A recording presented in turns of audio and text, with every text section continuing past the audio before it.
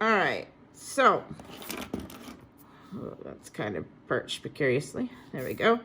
All right, so you have 46 strands of DNA and you have 23 pairs.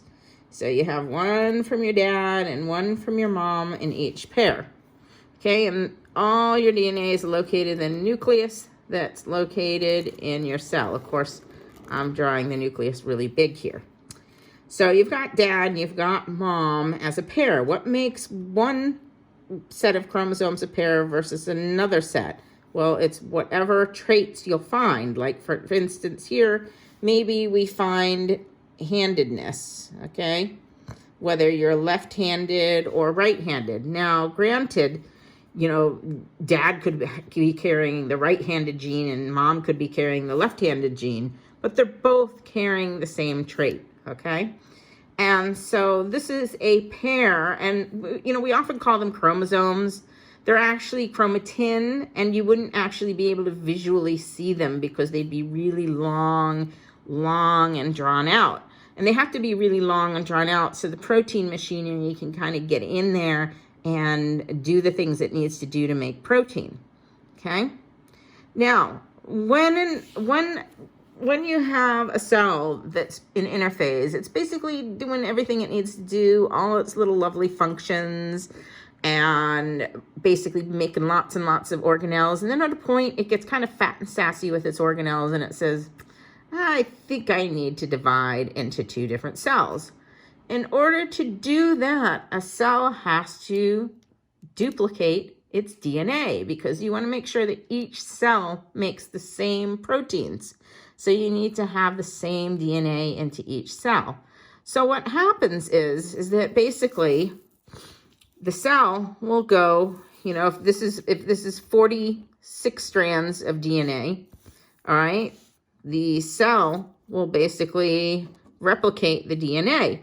And you will end up with basically inside the nucleus, and again, you'll end up with, you know, two of the exact same pieces of DNA, and we will call those chromatids, okay? Sister chromatids.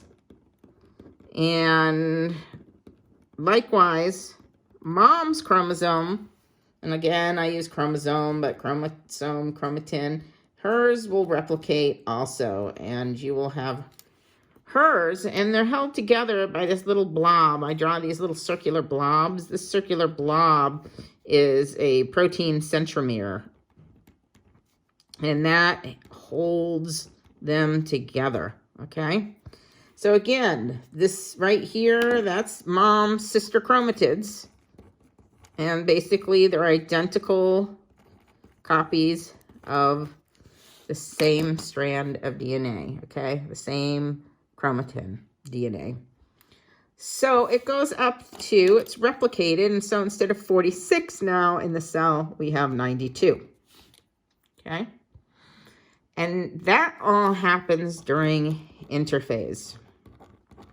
Then what happens is the DNA condenses into a visible form. You see how this is visible? Well, we had to kind of condense them to make them look visible. Otherwise, what would be the point of doing this whole thing? So this is an interphase, but what happens is the chromosomes, you know, the DNA will condense into very tight chromosomes because you want to be able to separate them easily. And furthermore, you don't want protein machinery in there trying to make protein when you're trying to divide the DNA up in mitosis. So in order to get two new cells, the DNA must condense first, okay? And that's going to happen in the first phase of mitosis, which will be my next video for your pleasure and enjoyment, okay?